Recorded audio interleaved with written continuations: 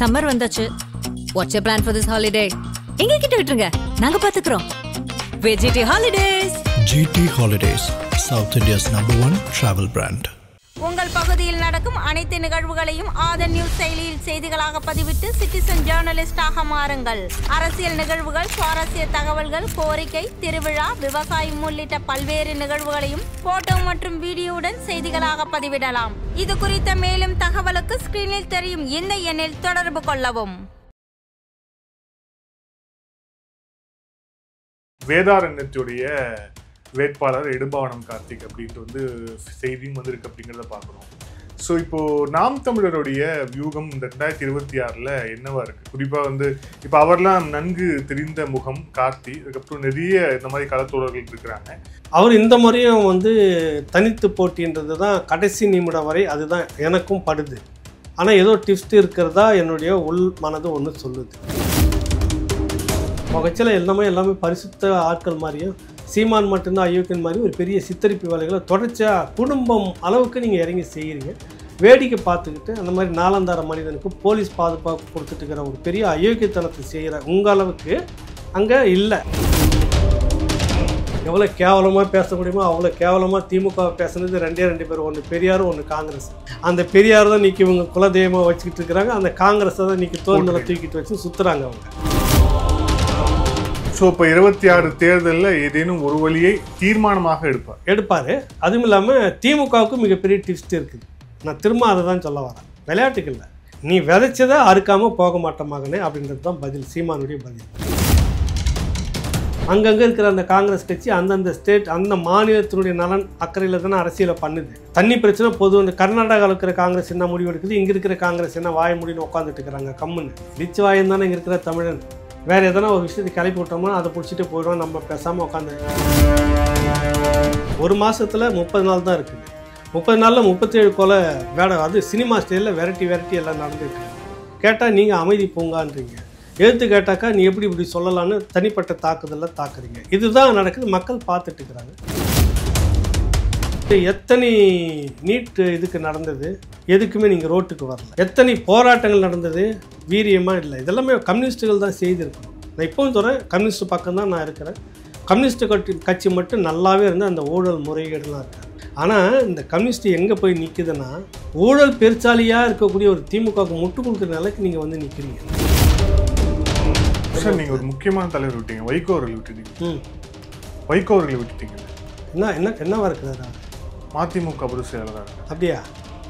இல்லையா? தெரியல, எனக்கு தெரியலையே. இல்லை, நீங்கள் எல்லாரையும் சொல்லிட்டு வந்தீங்க, வைகோ அவர்களை விட்டுட்டீங்க. அது என்ன கணக்கில் வச்சுக்கணும்னு நான் சொல்லலை, அதான் சொல்கிறேன். எனக்கு ஒன்றும் புரியல. என்ன கணக்கில் திமுகவா முதல்ல மதிமுக, அதை சொல்ல எனக்கு புரியல. இருக்கு சமூகத்துடைய ஒரு மாநாடு, அந்த மாநாட்டில் போய் 2 பேர் கலந்துக்கிறாங்க. ஒருத்தர் உங்கள் ஊருடைய முக்கியமான அமைச்சர் ஏவா வேலு, இன்னொருவர் கீழ்பெண்ணாத்தூர் பிச்சாண்டி அவர்கள் போய் பங்கேற்றுக்கிறாங்க. அது ஒரு ஜாதி சங்க கூட்டம் தான். இது ஒரு பெரிய விமர்சனத்தை கிளப்பி இருக்கு. உண்மையிலேயே சங்கியை விட மோசமான ஒரு சங்கி நீங்கள். நாள் முழுக்க பெரியார் புராணம் பாட வேண்டியது, பெரியாரை தொட்டுப்பார், பெரியாரை மிதிச்சுப்பார், பெரியாரை தாண்டிப்பார் இப்படின்னு சொல்ல வேண்டியது. காலையில் விழிஞ்ச போனவொன்னு பஜ கோவிந்தம் பாடிட்டு சாதி மாநாட்டில் உட்கார்ந்து நிற்கிறது. ஆதன் நேயர்களுக்கு அன்பு வணக்கம். இன்றைய சிறப்பு நேர்காணலில் நம்முடன் இணைந்திருக்கிறார் மூத்த பத்திரிகையாளர் பாயேகலிவன் அவர்கள். வணக்கம் சார். வணக்கம் சார். சட்டமன்ற தேர்தலுக்கான ஆயுத்த பணிகளை கூட்டணி தொடர்பான விஷயங்கள் பயங்கரமாக போயிட்டு இருக்கு. டெல்லி, சென்னைன்னு சொல்லிட்டு பல்வேறு விஷயங்கள். இன்னொரு பக்கம் பார்த்தா நாம் தமிழர் கட்சி வேட்பாளர்களை அறிமுகம் செய்வதாகட்டும், அது சம்பந்தமான பேச்சுக்களாகட்டும், அதுவும் போயிட்டு இருக்கு. இப்போ நம்ம இன்னைக்கு பேசிட்டு இருக்கும்போது ஒரு செய்தி வந்திருக்கிறது, வேதாரண்யத்துடைய வேட்பாளர் இடும்பாவனம் கார்த்திக் அப்படின்ட்டு செய்தியும் வந்திருக்கு அப்படிங்கிறத பார்க்குறோம். ஸோ இப்போது நாம் தமிழருடைய வியூகம் இந்த 2026 என்னவா இருக்குது? குறிப்பாக இப்போ அவர்லாம் நன்கு தெரிந்த முகம் கார்த்தி, அதுக்கப்புறம் நிறைய இந்த மாதிரி களத்தோழர்கள் இருக்கிறாங்க. ஸோ நாம் தமிழர் கட்சியுடைய 2026 அவங்க எதை நோக்கி பயணம் பண்ணுறாங்கன்னு நீங்கள் பார்க்குறீங்க?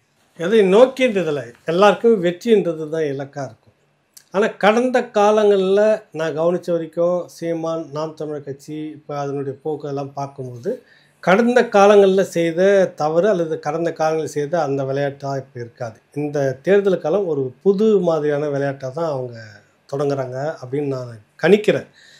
காரணம் வந்துட்டு என்னென்னலாம் வரும் அப்படின்றத ஒரு ஒரு நோக்கத்தோடு அவர் நிறைய கணிச்சு நிறைய தகவல்கள் உள்வாங்கி இன்னாரெல்லாம் வந்து போகக்கூடிய வாய்ப்பு சரி போகட்டும், இன்னாரெல்லாம் அடுத்த இடத்துக்கு வரக்கூடியவங்க வரட்டும், சரி இந்த இடத்துல இந்த தொகுதியில் இந்த பிரச்சனை வரும், இந்த தொகுதியில் இந்த பிரச்சனை, அதுக்கேற்ற மாதிரி உடனுக்குடனே பேசி எல்லா ஊர்லேயும் போய் பேசி அது எல்லாத்தையும் கழிச்சு ஆளை போடுறது வந்து வேறு. கிரவுண்ட் ஒர்க்குன்னு ஒன்று இருக்குல்ல, அது புது விதமாக இப்போ வந்து வேறு மாதிரி கையாண்டுகிட்டு இருக்கிறாரு. அதில் தான் சில அதிருப்தி தகவல் வந்து இன்று விலகுகிறேன் நிறைய பேர் போயிட்டு இருக்கிறதுக்கான காரணம் வந்து அந்த பதவி உச்ச பதவின்னு சொல்லுவாங்களா, மாவட்டம் அந்த மாதிரியான பதவிகள் வந்து இருக்குது. நீ எந்த பதவியாக இருந்தாலும் சரி, உன் இடத்துல உன் தெருவில் உன் ஏரியாவில் இருக்கக்கூடிய பூத்தில் வந்து நீ அந்த பூத்தினுடைய கிளை கட்டமைப்பு வலுவாக இருந்தால்தான் நிர்வாகியாக சொல்ல முடியும். ஒரு மாவட்ட நிர்வாகி கடந்த தேர்தலில் அவருடைய வார்டில் வாங்கினது மொத்தம் 12 ஓட்டு. அப்படி இருக்கிறப்ப அந்த கட்சி தலைமை வந்து என்ன அப்படின்றது ஒரு கேள்வி. புது அளவில் ஒரு பெரிய விவாதத்தை தொடங்கி இப்போ வேற ஒரு களத்தை நோக்கி போகிறாங்க. அவர் இந்த முறையும் வந்து தனித்து போட்டின்றது தான் கடைசி நிமிடம் வரை அதுதான் எனக்கும் படுது. ஆனால் ஏதோ டிப்ஸ்ட் இருக்கிறதா என்னுடைய உள் மனது ஒன்று சொல்லுது. ஏதோ ஒன்று நடக்க போகுது, அது எப்படி இருக்கும் என்னான்னு எனக்கும் தெரியல. பட் நான் கணிக்கிறப்ப இப்போ எல்லா இந்த ஓட்டமும் பார்த்துட்ருப்போம். ஒரு பத்திரிகையாளராக ஆட்டம் புதுசாக இருக்குது, நாம் தமிழர் கட்சியினுடைய ஆட்டம் புதுசாக இருக்குது, தனித்து போட்டி தான்ன்ற மாதிரியும் இருக்குது. கடைசி நேரத்தில் தனித்து போட்டியா இல்லை வேறு ஏதாவது டிஸ்ட் இருக்குமான்ற ஒரு எண்ணமும் பக்கத்தில் இருந்துக்கிட்டே இருக்குது. எப்படி பார்த்தாலும் இந்த தேர்தலில் நாம் தமிழர் கட்சி விழுந்துராது, இதை விட இன்னும் பெருசாக எழுந்து நிற்கின்ற எண்ணம் மட்டும் உள்ளுக்குள்ளே ஏதோ ஓடிக்கிட்டு இருக்குது. ஏன்னா இதை நீங்கள் ஒரு 3 நேர்காணலுக்கு முன்னாடியே சொல்லிட்டீங்க. இந்த 2026 சீமான் ஆடப்போகிற ஆட்டம் வந்து திமுகவே வந்து எதிர்பார்க்காத விதத்தில் இருக்கும், நிறைய அஸ்திரங்கள் ரெடியாக இருக்குன்ற மாதிரி சொன்னீங்க. இப்போ நீங்களே அந்த கூட்டணி தொடர்பாக வந்துட்டீங்க. ஏன்னா இப்போ ரொம்ப சமீபத்தில் நிறைய விவாதங்களே ஆகட்டும், உங்களுடைய சகமா பயணித்த பத்திரிகையாளர்களாகட்டும், எல்லாருமே சொல்றது வந்து சீமான் அவர்கள் இம்முறை வந்து கூட்டணி வந்து நிச்சயமாக வைப்பார், அந்த கூட்டணி ஒரு பலம் பொருந்திய கூட்டணியாக இருக்கும் அப்படின்றதுக்கு அதுக்கு நான் அதை நோக்கி வரல. ஒரு டெஸ்ட் எங்கே இருக்குதுன்னு சொன்னால அது என்ன மாதிரி அப்படின்றது எனக்கு தெரியல. அது கூட்டணியாக இருக்கிறதுக்கு எனக்கு வாய்ப்பு இல்லை. கூட்டணியாக இருந்ததுன்னா அது அதிமுக திமுக இல்லாத ஒரு கூட்டணியாக இருக்கிறதுக்கு வாய்ப்பு இருக்குதுன்னா வாய்ப்பு இருக்கலாம் ஒரு வேளை. ஆனால் இந்த கட்சிகளோடு எப்படி ஊழல்னு விமர்சிக்கப்பட்ட காலங்காலமாக இதிலே இருக்கிற இவர்களோடு கூட்டணியா அப்படின்ற ஒரு கேள்வி இருக்கிறப்ப அது கேள்விக்குறியாக தான் இருக்கும். அதில் வந்து மாற்று கருத்தில். பட் வேறு ஏதோ ஒரு ட்விஸ்ட் ஒன்று இருக்குது. ரெண்டாவது, திமுக வந்து நெருக்கத்தில் வேறு விஷயங்கள்லாம் சந்திக்கும் நாம் தமிழர் கட்சியால். நீங்கள் இவ்வளவு நாளும் என்ன ஆட்டத்தை ஆடிட்டு இருந்தீங்கன்றது அவங்க பார்த்துக்கிட்டு இருந்தாங்க. எவ்வளோ முடியுமோ ஒரு மனிதரை, ஒரு கட்சி தலைவரை கொச்சப்படுத்திட்டு இருக்கீங்க. சின்ன நபர்கள்லாம் வந்து ஊடகவியலாளர்னு வச்சுக்கிட்டு ஒரு சும்மா நாலாந்தர மனிதர்களை வச்சுட்டு என்னென்னலாம் பண்ணணுன்னு இருக்குது இல்லை. இப்போ இதே வந்து உங்களுக்கு விளையுமா இல்லையான்னு ஒரு கேள்வி வருது இல்லை. தேர்தல் நெருக்கத்தில் வேற ஒரு ஆட்டம் இருக்குதுன்னு சொன்னது அதுதான். சர்வதேச அளவில் ஒரு விஷயம் இருக்குது. திமுகனுடைய ப்ராப்பர்ட்டி விஷயமா இருக்கலாம், சொத்து விஷயமாக இருக்கலாம். அது அம்பலத்துக்கு அந்த நேரத்துக்கு வரலாம். எனக்கு சத்தியமாக எனக்கு தெரியாது. நீங்கள் சிரிக்காதீங்க. நீங்கள் நான் சொல்ல வரேன் என்னுடைய கணிப்பு. அவர் எப்பயாவது பேசுகிறப்ப என்ன எதுன்னு பேசுகிறோமோ அதை தாண்டி அந்த கட்சிக்குள்ளே நமக்கு எந்த இதுவும் கிடையாது. கட்சி நிர்வாகிகள் அவங்க போக்கு அவங்களும் இருப்பாங்க, பார்த்தா வணக்கணுவாங்க, அதோட சரி. ஒரு திமுக நபர்களை பார்க்குற மாதிரி இன்னும் சொல்ல போனால் திமுகவில் கூட நிறைய பேர் அவங்ககிட்ட நல்லா பேசிட்டு இருக்கிறாங்க. நாம் தமிழர் கட்சியில் அது கூட பேசுறது இல்லை. புரியுதில்லை. அவர் எப்பயாவது என்ன ஐயா ஏதுங்க ஐயான்னு பேசுகிறாரோ அதோட சரி. மற்றபடி அந்த போக்கை பார்க்குறான், அவ்வளவுதான். அங்கே உள்ளே உட்காந்து பேசுகிற மாதிரி விவாதிக்கிற மாதிரி ஒருத்தரும் என்கிட்ட இல்லை. திமுகவில் கூட நிறைய பேர் இருக்காங்க, சீனியர் என் கூட பேசுனவங்க, பேசிக்கிட்டு இருக்கிறவங்க. அதிமுகவில் சொல்ல வேணாம் நிறைய பேர் பேசிட்டு இருக்கிறாங்க. பாஜகவில் கூட சீனியர்லாம் பேசிட்டு இருக்கிறாங்க. நாம் தமிழரில் வந்து கிடையாது. என்னென்னா அண்ணா வணக்கம் என்ன போயிட்டு இருக்கிற மாதிரி தான் இருக்குது. ஆனால் ஏதோ ஒரு விஷயம் ஒட்டு மொத்தத்துக்குமான நீங்கள் பண்ணதுக்கான அந்த ஒரு ஒட்டுமொத்த ஆட்டம் கடைசியாக நீங்கள் வந்து சந்தித்து தான் அந்த தேர்தலை எதிர்கொள்ளணும். அதிலேயே நீங்கள் விழுந்துருவீங்கன்னு நான் நினைக்கிறேன். அது வந்து அந்த அளவுக்கு இருக்குது. சர்வதேச அளவில் உங்களுடைய இது என்ன ஏதுன்னு நீ இங்கே இவ்வளோ ஆடும்போது அவங்களுக்கு அங்கெல்லாம் நெட்வொர்க்குன்றப்போ அவங்க பார்த்து வேடிக்கை இருப்பாங்களா அப்படின்ற கேள்வி இருக்குதா இல்லையா? கரெக்ட். அந்த மக்களுக்கே ஒரு உணர்வு இருக்குல்ல. எங்களுக்காக பேசிட்டு இருக்கிற ஒருத்தனை வந்து நீ திரும்ப இப்படி பண்ணிட்டு இருக்கிறப்ப அப்போ நாங்களும் வேற ஒரு ஆட்டத்தை தொடங்கணும்னு இருக்குமா இல்லையா? அப்புறம் அதை தாண்டி வந்து ஈழ மக்கள் பிரச்சனையில் இன்னும் தொடர்ச்சியாக இன்னும் துரோக மனப்பான்மையோடு தான் இருந்துட்டு இருக்கிறேன். நீ இனப்படுகொலையாளிகளோடு தானே அதுக்கு துணை போனோன்னு தான் ஒன்று கூட்டு மடியில் வச்சுக்கிற அதே மார்க்சிஸ்ட்டுகள், அதே என் ராம், ஒரு ஹிந்து ராமு, அதே மார்க்சிஸ்ட்டுகள், அதே கோஷ்டி, இதே தானே அதை பார்க்குது. அதே காங்கிரஸ் இது எல்லாமே சேர்ந்துருக்கு. இதெல்லாம் வந்து வேற விடயம். பட் ஆனால் நீங்கள் சீமானை இதுவரைக்கும் நீங்கள் செய்ததுக்கு என்ன முக்தார்ன்ற ஒரு மனிதனை நம்பி நீங்கள் நடந்துக்கிட்டு இருக்கிறதுக்கு ஒட்டுமொத்தமாக நீங்கள் வந்து விலை கொடுக்க வேண்டிய ஒரு கட்டம் ஒன்று வருது. அங்கேருந்து ஒரு ட்விஸ்ட்டு தொடங்குது.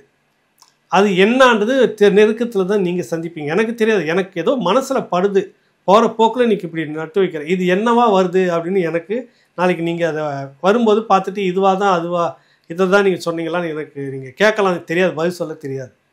சார் இதில் நம்ம ஒரு ஜஸ்ட் ஒரு அலசுவோமே, ஒரு சின்ன அலசல் மாதிரி.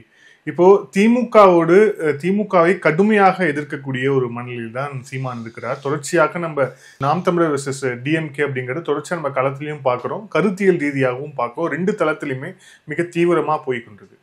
இன்னொரு பக்கம் இப்போ இந்த கூட்டணி வைப்பார் அப்படிங்கிற அந்த வியூங்கள் எல்லாமே எதை நோக்கி போகுதுன்னா, அதிமுகவோடு சீமான் சேர்வது அப்படிங்கிறது, கூட்டணிக்கு போறது அப்படிங்கிறது அதிமுகவுக்கும் பலம் சேர்க்கும், சீமான் அவர்களுக்கும் மிக கணிசமான ஒரு இடங்களை வந்து பெற்றுத்தரும், அவர் வந்து ஒரு வலிமையான இடத்திற்கு நோக்கி நகர்வார் அப்படின்னு சொல்றாங்க. நம்ம அந்த கருத்தை உள்வாங்கி பார்க்கும்போது நாம் தமிழருக்கும் சீமான் அவர்களுக்கும் அதிமுகவுக்குமான அந்த முரண்பாடு அப்படிங்கிறது திமுக அளவுக்கான முரண்பாடு அளவுக்கு இல்லை. ஏன்னா அதிமுக பொதுச்செயலாளரும் ஒரு தமிழர் தான். நிறைய இடங்கள்ல வந்து இப்போ இந்த தைப்பூசத்துக்கு லீவ் விட்டதாகட்டும், என்னுடைய கோரிக்கைகளை ஏற்று நடத்தியவர் எடப்பாடி பழனிசாமி அப்படின்னு நாம் தமிழர் மேடையிலேயே சீமான் அவர்கள் பேசுறார். ஸோ முரண்பாடு அப்படிங்கிறது அதிமுகவுக்கும் நாம் தமிழருக்கும் மிக குறைவான தரத்துல அதெல்லாம் வந்து மறுக்கக்கூடியதே இல்லை, மறுக்கக்கூடியது நியாயமான கருத்து தான். சிலர் எனக்கு தெரிஞ்ச ஊடகவியலாளர்கள் ஒரு கருத்துருவாக்கம் செய்கிறார்கள். அதிமுகவும் நாம் தமிழர் சீமானும் சேருவதற்கான வாய்ப்பெல்லாம் அவங்க இருக்குது. தனிச்சே எத்தனை நாளைக்கு நிற்க போகிறீங்க? அப்போ ஒரு பொது எதிரியை வீழ்த்துவதற்கு எல்லோரும் ஒன்றாக சேரணும், பாஜகங்கிற பொது எதிரியை வீழ்த்துவதற்கு அப்படின்னு ஒரு முழக்கத்தை வச்சு திமுக எப்படி ஆர்கனைஸ் பண்ணுதுன்றப்ப, அப்போ ஒரு பொது எதிரியாக இந்த மண்ணுக்கு எல்லா விதத்திலும் தீங்காக இருக்கக்கூடிய சீமான் சுட்டி காட்டக்கூடிய அந்த திமுகவை வீழ்த்துவதற்கு, இந்த மண்ணுக்கும் இனத்துக்கும் எல்லாத்துக்கும் கேடாக இருக்கக்கூடிய திராவிட முன்னேற்ற கழகத்தை பொது எதிரி என்ற அடிப்படையில் வீழ்த்த வேற எந்த வீகத்தையும் நீங்கள் வகுக்கலாம்ல, நீங்கள் இன்னொருத்தர் அது கூட சேர்ந்த மாதிரி கை கோக்கலாம் இல்லை அப்படின்ற மாதிரி உருவாக்கத்தெல்லாம் நிறைய பேர் கொண்டுட்டு வராங்க.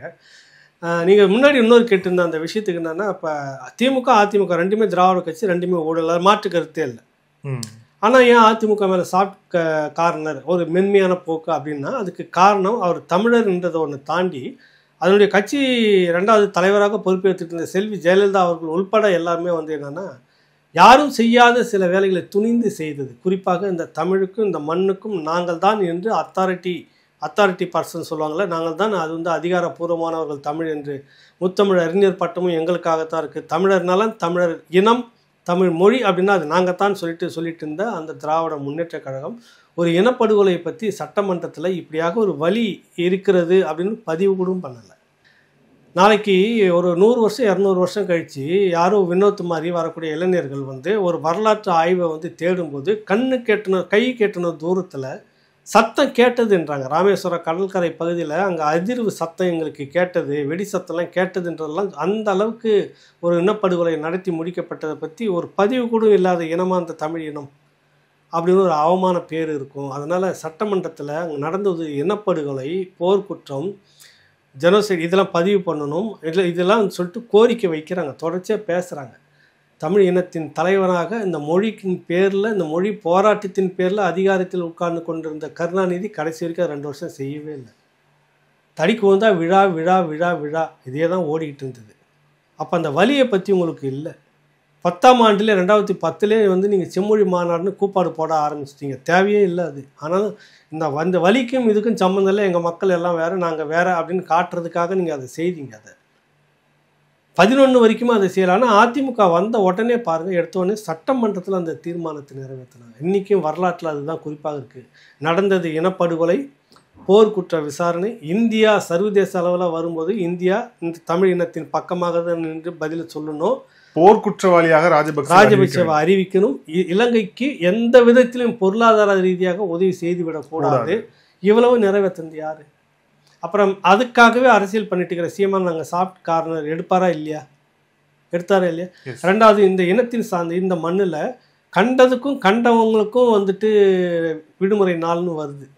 நம்ம அதை சொல்ல வேணாம், தப்பாக போயிடுன்னு வச்சுக்கோங்க. ஆனால் இந்த மண்ணில் தமிழுக்குன்னு ஒரு அடையாளம் இருக்கிறப்ப அதுக்கான நாள் வந்து விடுமுறை நாளாக அறிவிக்கணும்னு வைக்கிறப்ப தைப்பூசம் முருகனுடைய அந்த இதுக்கு அதுக்கு மட்டும் இந்த கடவுள் மறுப்பாளர்னு சொல்லிட்டு இருக்கிறோம்ல, மற்ற ஜெயந்தி விழாவுக்குலாம் வந்து ஒன்றும் பேசலை, அமுக்கிய உட்காந்துட்டுக்கிறீங்க. இதுக்கு நான் மட்டும் காலங்காலமாக சொல்லி எத்தனை நாள் தடுத்துட்டு இருந்தீங்க. இப்போ அதுக்கும் எடப்பாடி வரப்போ அவர் செய்தார். இந்த 2 காரணங்களை தாண்டி பல காரணங்கள் வந்து அதிமுக மேலே சாஃப்ட் கார்னர் வர்றதுக்கு வாய்ப்பு நிறைய இருந்துச்சு அதிமுக நாம் தமிழர் கட்சிக்கு. ஏன்னா திமுக அளவுக்கு பெரும் துரோகத்தை வந்து செய்தில்லை அவங்க. திமுக அளவுக்கு முதுகில் குத்தலை. இன்றைக்கும் திமுக அளவுக்கு சீமானை தனிப்பட்ட முறையில் தாக்கலை. அதுதான் நீங்கள் பார்க்கணும். புரியுதில்ல? உங்கள் கட்சியில் எல்லாமே பரிசுத்த ஆட்கள் மாதிரியும் சீமான் மட்டும்தான் அயோக்கியன் மாதிரி ஒரு பெரிய சித்தரிப்பு வேலைகளை தொடர்ச்சியாக குடும்பம் அளவுக்கு நீங்கள் இறங்கி செய்கிறீங்க. வேடிக்கை பார்த்துக்கிட்டு அந்த மாதிரி நாலந்தார மனிதனுக்கு போலீஸ் பாதுகாப்பு கொடுத்துட்டு இருக்கிற ஒரு பெரிய அயோக்கியத்தனத்தை செய்கிற உங்கள் அளவுக்கு அங்கே இல்லை. அதெல்லாம் கரெக்டு. அது தொடர்பாக அந்த விஜயலட்சுமி விவகாரம் தொடர்பாக அதிமுக பொதுச்செயலாளர்கிட்ட கேட்கும்போது அதெல்லாம் என்கிட்ட கேட்காதீங்க அப்படின்ட்டு இல்லை, அது எல்லாருக்குமே இருக்குது. இப்போ உங்களுக்குன்னு கூப்பாடு போகிறதுக்குன்னு ஒரு 32 வகையராக இருக்குது. உங்களுக்குன்னு ஊடகம் கிட்டத்தட்ட நீங்கள் எடுத்தீங்க சார். லூசிஃபயர் சமீபத்தில் நான் அந்த படத்தை பார்த்தேன். இந்த எம்புரான் பற்றி சொல்கிறப்ப சாதாரணமாக என் போகிற போக்கில் என் பையன் சொன்னப்பா அது பார்க்கறதுக்கு முன்னாடி நீ அந்த படங்க பாருப்பான்னு. அதில் வரப்போ இந்த மாஃபியா ஊடக மாஃபியாவை எப்படி ஹேண்டில் பண்ணுறதுன்னு ஒரு மாஃபியா டீம் வந்து எப்படி வேலை செய்யுது, எப்படி ஒரு கட்சியை வந்து கொள்ளுது. ஒன்றும் இல்லை, அந்த மாஃபியா டீம் எப்படி வந்துட்டு ராஜீவ் போட்டு தள்ளந்து அதுக்கு அடுத்தது தனக்கு வேண்டப்பட்ட ஒருத்தர் எப்படி கொண்டுட்டு வர்றது, இந்த மாதிரி வருது இல்லை கதை. அதே மாதிரி இதில் கொண்டுட்டு வர்றது.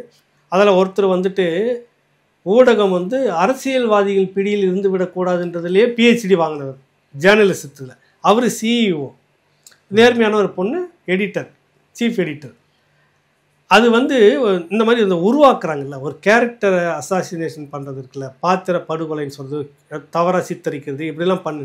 இதுக்கு வேறு எதனா நம்ம தொழில் செய்யலாம், அசிங்கமாக இருக்குதுன்னு அந்த சீஃப் எடிட்டர் இதுக்கா நீ வந்து இதில் PhD வாங்கின, அசிங்கமாக இருக்குன்னு. 42 கோடி கடன் இருக்குது நிறுவனத்துக்கு, இந்த ஊடகத்துக்கு. நம்ம விட்டுறணும், எல்லாருமே வேலை இல்லாமல் இருக்கணும். அந்த சூழ்நிலை தான் ஒரு வேறு வழியில் என்ன பண்ணுறது அப்படின்னு அந்த CEO சொல்லுவார். இதற்காக தான் அந்த கட்சிக்காக வேண்டி அந்த கட்சிக்கிட்ட பணத்தை வாங்கிட்டு இந்த நபரை நான் வந்து இப்படி தாக்கிக்கிட்டு இருக்கிறோம் நம்ம அப்படின்னா வரும். அதில் சீன் வருது. அதே மாதிரி நடக்குது. பிறகு அதே பணத்தை இன்னொருத்தர் கொடுப்பார், மோகன்லால். சர்வசாதாரணமாக 45 கோடி தட்டி விடுவார். அவ்வளோதான். அந்த நபர் யாரை குற்றவாளியாக சித்தரித்தாங்களோ அந்த நபரை நீங்கள் வெளியில் விடுதலை பண்ணி கொண்டு வந்துட்டார் மோகன்லால். இன்னொரு அவருக்கு வேண்டப்பட்ட அரசியல் கொண்டு வந்து நிறுத்துகிற அவரை வந்து பெரிய ஹீரோவாக சித்தரிக்குது அந்த ஊடகம். அதுதான் இன்றைக்கி செய்துட்டு இருக்கிற இந்த ஊடகத்தினுடைய இந்த போக்கு. இப்படியாக நீங்கள் வச்சுக்கிற இந்த மாதிரியான டீமுங்களை வச்சுக்கிட்டு எல்லாத்தையும் நீங்கள் நேர்மைன்னு வந்து நிரூபிச்சுக்கிட்டே போயிட்டுருக்க முடியாத ஒரு காலகட்டம் வரைக்கும் அது ஒரு கட்டத்தில் அதுவும் சேர்ந்து வெடிக்கும். உங்களை பற்றி வராதான் ஒரு நாளைக்கு வரும் இல்லை, இதே போல் வரும் இல்லை, இன்னைக்கு இப்படியே இருந்துருமா என்ன? ஆனால் அதை பற்றி உங்களுக்கு அசிங்கம் இருக்காதுன்னு வச்சுங்க. ஏன்னா ஊர் உலகம் எல்லாமே பார்த்த வீடியோவுக்கு பிறகு மந்திரி பதவி கொடுத்து வச்சுக்கிற ஒரு கட்சினா அது உங்கள் கட்சி தான். மானம் உள்ள ஒரு கட்சி பாரதிய ஜனதா கட்சி. நீங்கள் சொல்கிற மாதிரி சங்கி, அவங்களுக்கு கூட கொஞ்சம் ரத்தத்தில் சூடுலாம் இருந்தது, சொர்ணம் இருந்தது. ஒரு அவங்க கட்சியினுடைய நிர்வாகி பற்றி ஒரு தப்பான இந்த வீடியோ ஒன்று வந்தது பார்த்தோன்னே எங்கன்னே தெரிலங்க அவர் கட்சியில் இருக்குல்ல. நீ என்ன பண்ணுற? கூப்பிட்டு நடு வீட்டில் உட்கார வைக்கிற கட்சி மந்திரி. நீங்கள் அந்த மாதிரி கோஷ்டிங்க. நீங்கள் உங்களுக்கு அதை பற்றி கவலை இல்லை. ஆனால் ஊரில் இருக்கிற பொண்டாட்டிகளை பற்றி, ஊரில் இருக்கிற பெண்களை பற்றி நீங்கள் எல்லா விதத்திலும் தவறாக பேசிக்கிட்டு இருக்கலாம். ஆட்டக்காரின்னு தலைப்பு போட்டு போகலாம். உங்கள் குடும்பத்தில் ஆட்டக்காரின்னு தலைப்பு போட்டு ஒரு தம்ப்லைன் வச்சா நீ தாங்குவியா? சொல்ல அது நியாயமான கேள்வி தானே. இது எல்லாருக்குமே தானே இருக்குது. உங்கள் ஆட்டக்காரியும் வந்து அரசியல் என்னென்னலாம் பண்ணிக்கிறாங்க, அரசியலுக்குள்ளே வந்தது ஆட்டக்காரி அப்படின்னு தலைப்பு போட்டு உங்கள் வீட்டு அம்மாவை அந்த மாதிரி வச்சு பண்ணால் அவங்களுக்கு எவ்வளோ கோவம் வரும்? வராதா? வரும் இல்லை. விசாரணை இல்லை, அடுத்த நாள் காலையில் வந்து அரெஸ்ட் அதானே நடத்துவோம். நீங்கள் பண்ணுறதுக்கு மட்டும் அப்படி பண்ணுறீங்க, இன்னொரு தலைவர் இப்படி செய்கிறோமேனு கொஞ்சம் வெக்கமே இல்லை உங்களுக்கு. இது எல்லாத்துக்கும் சேர்ந்து நீங்கள் சொன்ன இந்த அந்த அதிமுக கூட ஏன் அந்த வாய்ப்பை வரக்கூடாது? எல்லாருக்கும் அந்த எண்ணம் இருக்குது, எல்லாருக்குமே இருக்கும். எத்தனை காலத்துக்கு இப்படியே போக முடியும் போட்டின்னு? ஒன்று நீங்கள் வந்து பெரியார் வழியில் நிற்கணும். நான் இப்போ இந்த இடத்துல வந்து நாம் தமிழர் கட்சிக்கும் ஒரு பதிலை வச்சுருக்கிறேன். ஒன்று நீ பெரியாரா இல்லை அண்ணாவா, 2 முடிவுக்கு வரணும். இப்போ புரியுதில்ல? பெரியார் மாதிரி நீங்கள் இதை பேசிக்கிட்டே இப்படியே தான் இருக்கணும் அப்படின்னு முடிவு பண்ணி இப்படியே போகலாமா? அண்ணாவை மாதிரி டக்குன்னு சாதனையாக பண்ணி எதிரியை வீழ்த்துறதுக்கு யாரோடலாம் நம்ம வியூகம் வச்சு கூட்டணி வைக்க முடியும்? டக்குன்னு கூட்டணி வச்சு தானே வந்தார் 67 வரைக்கும். ஆமாம், சட்டமன்றத்தில் உள்ளே போனாங்கல்ல. உள்ளே போனவொடனே யாரெல்லாம் அந்த கட்சியை 4ஆம் தரமாக பேசிக்கிட்டு வந்தாங்களோ யார்? எல்லாம் இவங்க தான் காங்கிரஸ். அன்றைக்கி வேறு யார்? எவ்வளோ கேவலமாக பேச முடியுமோ அவ்வளோ கேவலமாக திமுக பேசுனது 2 பேர், ஒன்று பெரியாரும் ஒன்று காங்கிரஸ். புரியுதில்ல? அந்த பெரியார் தான் இன்றைக்கி இவங்க குலதெய்வமாக வச்சுக்கிட்டு இருக்கிறாங்க. அந்த காங்கிரஸை தான் இன்றைக்கி தோல் மேலே தூக்கிட்டு வச்சு சுற்றுறாங்க அவங்க. ஆனால் அந்த சாதுரியத்தை வந்து அண்ணா இது பண்ணார். கொள்கை ஒரு பக்கம் இருந்தாலும் இந்த கட்சியை அடுத்த கண்டத்துக்கு கொண்டுட்டு போகணும், தேசிய அளவில் இந்த கட்சியை நசுக்கிறதுக்கான ஒரு வியூகத்தை வந்து வச்சுக்கிட்டு இருக்கிறாங்க. தம்பிமார்கள்லாம் நம்பி இத்தனை பேருக்கு வந்துட்டு நம்ம மக்களுக்கு வாக்கு கொடுத்து அரசியல் செய்து போயிட்டுருக்குறோம். அதனால் வேறு வழி இல்லை. இந்த நேரத்தில் இன்னொரு கூட்டணி வச்சுட்டாங்க. தான் காலம் முழுக்க எதிர்த்த ராஜாஜியோட கை கோர்க்கிறார். கரெக்டாக? கரெக்ட். அப்போ அவருக்கு நோக்கம் என்னென்னா, எந்த ஒரு கொள்கை அந்த அரசியல் கட்சி அடுத்த கட்டத்தை அது அப்படி போக போய் தானே இன்றைக்கி அசைக்க முடியாமல் இந்த திமுக இருக்குது. காலம் முழுக்க பாரதிய ஜனதா கட்சி இந்த மண்ணுக்கு எதிரானது, இந்த மக்களுக்கு எதிரானது. அது ஒரு ஆர்எஸ்எஸ், அது ஒரு இந்துத்துவா, அது ஒரு இனவெறி கட்சின்னு பிரச்சாரம் பண்ணவங்க தானே திராவிட கட்சியும் திமுகவும். கரெக்டாக? ரெட்டைக்குழல் துப்பாக்கிக்காக இந்துத்துவா மீது பாய்ஞ்சவங்க தானே, சீறி சுட்டுக்கிட்டு இருந்தவங்க தானே. அப்புறம் அதே குஜராத் கலவரத்துக்கு பிறகு அந்த குஜராத் கலவரத்தை நியாயப்படுத்தி பேசுனது யார் தெரியுமா? இந்தியாவிலேயே பாரதிய ஜனதா கட்சி ஆட்கள் இல்லை. ஒரு சொல்லி மாறணும், இன்னொருத்தர் தான் பேசுனது திமுக சார்பாக. அதே கட்சி உங்களுக்கு நல்ல கட்சியாக போச்சு. பொது நலன் கருதி பாரதிய ஜனதா கட்சியோடு கூட்டணி முடிவெடுத்தார் இல்லையா கருணாநிதி? இது ஒரு யுக்தி. இது தன்னுடைய கட்சி தக்க வச்சு கொள்றதுக்கு நீங்கள் இப்படியே தேஞ்சிக்கிட்டே போயிடக்கூடாது, ரொம்ப காலத்துக்கு தாங்கி பிடிச்சிக்கிட்டே இருக்க முடியாது. அப்படின்றப்ப அண்ணா கிட்ட ஒரு விஷயம் வருது, ஏன் தனிநாடு கோரிக்கையை கைவிடணும் அப்படின்றப்ப தொடர்ச்சியாக கைது, சிறைச்சாலைக்குள்ளே இருக்கிற தோழர்கள் குடும்பத்தை கவனிக்கிறதுங்க ஒரு டீம், அவங்களுக்கான பொருளாதாரத்தை வசூல் பண்ணி கொடுக்கறது, கட்சிக்கு வசூல் பண்ணி கட்சி நடத்த முடியாத நெருக்கடி, நிறைய பேர் தோழர்கள் சிறையில் இருக்கவங்க கவனிக்க முடியாத நெருக்கடி ஒன்று இப்படியே போய்கிட்டு இருக்கிற நேரத்தில் அடுத்து இன்னொரு முறை தடை வந்து இன்னொரு முறை முடக்கி இன்னொரு முறை சிறை வந்து தாங்க முடியுமா? அதனால் இதை நான் விட்டு கொடுத்தேன் அப்படின்னு அவருடைய விவாதத்தில் அறிஞர் அண்ணா சொல்கிறாரு. இப்போ இதெல்லாம் நம்ம கருத்தில் எடுத்து பார்த்து இதை நான் சொல்ல வரேன். உடனே நாம் தமிழர் கட்சி இதெல்லாம் செய்யணும் அப்படின்னு அது என் வேலை கிடையாது. நான் சொல்ல வரேன், அண்ணா பாதைன்னு ஒன்று இருக்குது, பெரியார் பாதை. பெரியார் பாதையே அரசியலுக்கு வந்துடுச்சு இவர்கிட்ட. இவர் ரெண்டும் ஒரே ஆயுதமாக வச்சுக்கிட்டு இருக்கிறார். இந்த ஆயுதத்தின் எப்படி அண்ணா ஆயுதமும் இவர்கிட்ட இருக்குது, பெரியாருடைய அந்த யுத்தி ரெண்டும் ஒன்றா கலந்தது தான் இன்றைக்கி நாம் தமிழர் கட்சின்னு இருக்குது. அண்ணாவும் இதுக்குள்ளாக இருக்கிறார்கள், பெரியாரும் இதுக்குள்ளாக இருக்கிறாங்க. கரெக்டாக? இந்த இதை எப்படி பயன்படுத்தி கொண்டுட்டு போகணும் அப்படின்னா, கூட்டணின்னா இந்த தேர்தலில் இப்போ உங்களுக்கு விஜய் வராமல் இருந்துட்டு இருந்தாக்கா இது வந்து இன்னும் மேலே போகிறதுக்கான தடையே கிடையாது, அதில் மாற்று கருத்து இல்லை. இப்போ திமுக பிடிக்கல, அதிமுக பிடிக்கல, யாருக்கு போடணும் அப்படின்றப்ப நாம் தமிழர் கட்சி வந்துச்சு இல்லை, அந்த விரல் அங்கே போனதில்லை. இப்போ கொஞ்சம் தடுமாறுதில்லை பக்கத்தில் விஜய்க்கு. இந்த மாதிரி கொஞ்சம் சரின்ற நேரத்தில் நம்ம என்ன வியூகத்தை எடுக்கணும் அப்படின்ற கேள்வி இருக்குது. இதெல்லாம் வச்சு பார்க்கும்போது ஏதோ ஒன்று அவர் முடிவு எடுப்பார் அப்படின்னு தோணுது எனக்கு. அதுதான் நான் சொன்ன அந்த ட்விஸ்ட், அது வந்து இந்த கட்சி இருக்காது இந்த கட்சி இருக்காதுன்றதை தவிர்த்துட்டு பார்த்தீங்கன்னா வேறு ஏதோ ஒரு புது முடிவாக இருக்கலாம். புரியுதுன்னு நினைக்கிறேன் உங்களுக்கு. புரியுது. அது ஏதோ ஒரு முடிவு எடுக்கலாம், பட் அது அந்த கட்சி தான் முடிவு எடுக்கணும். நம்ம வெளியில் பார்வையாளராக இருக்கிறோம்.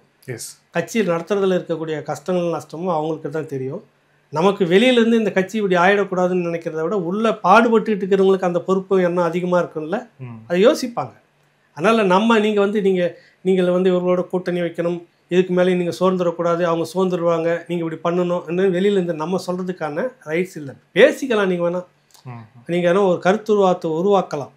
எனக்கு தெரிஞ்சது 2 வழி, பெரியார் வழியா அண்ணா வழியா இப்போதைக்கு அதோட தான்.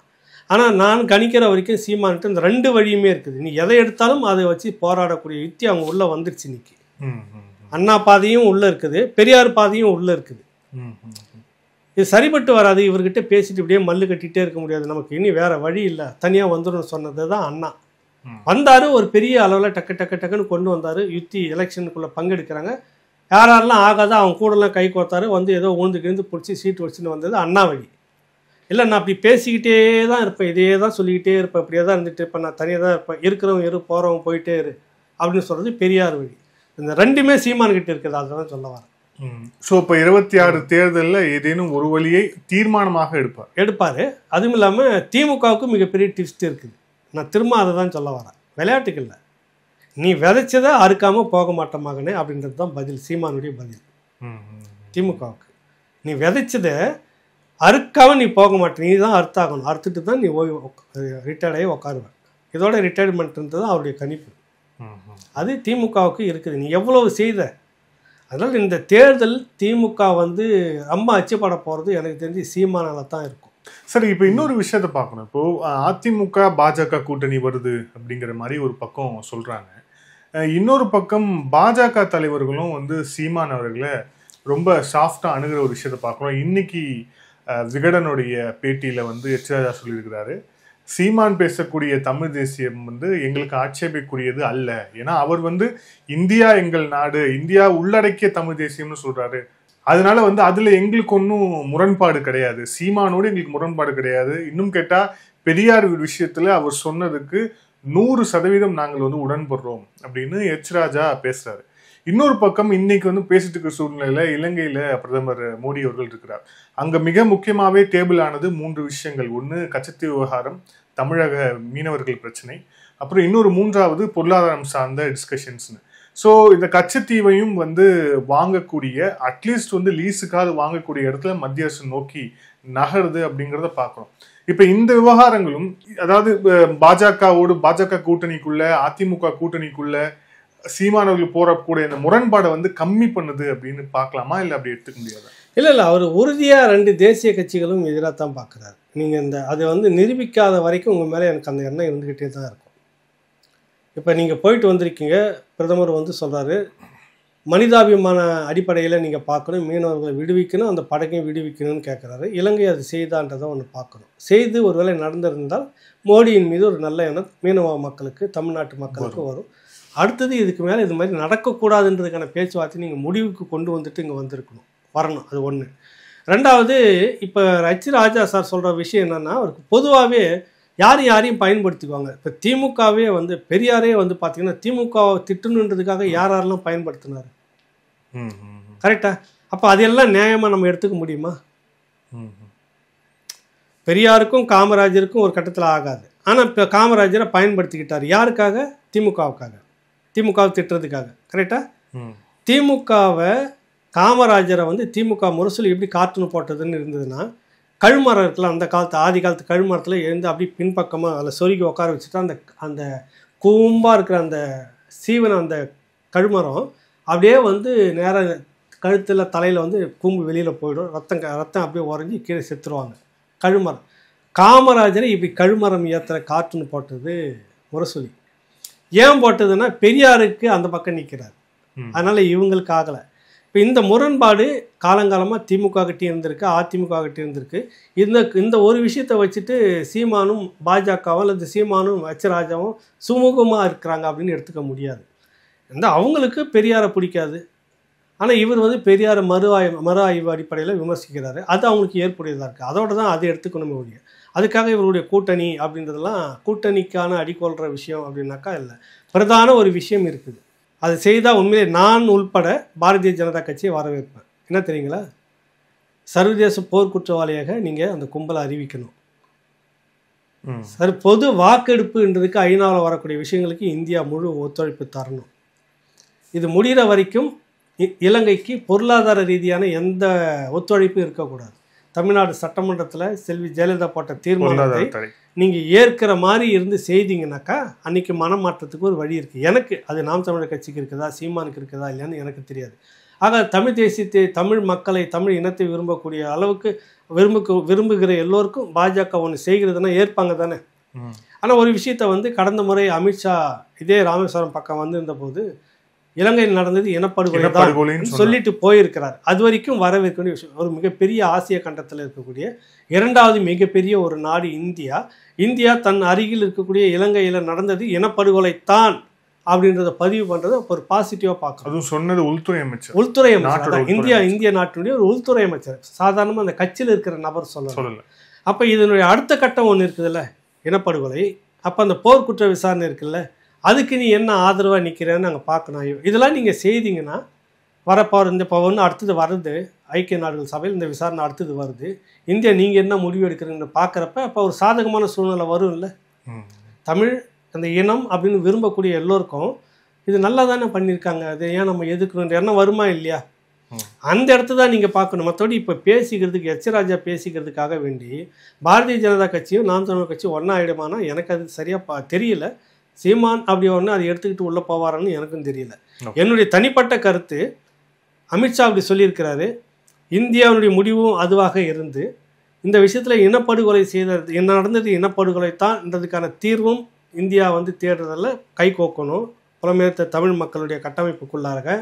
அதே நேரத்தில் அதுக்கான பொது வாக்கெடுப்பு இருக்குல்ல, அந்த வாக்கெடுப்பு நடத்துறதுக்கு உறுதுணையாகவும் இருந்தீங்கன்னா அப்போ உங்களை வந்து கை கோக்கலாம், வரவேற்கலாம். காங்கிரஸை விட நீங்கள் மேலானவர்கள் என்ன வரும் கட்டாயம் தமிழ்நாட்டில். ஏன்னா காங்கிரஸ் தான் முதுகுலேயே குத்திக்கிட்டே இருந்தது. இன்ன வரைக்கும் சொல்லவே இல்லையே.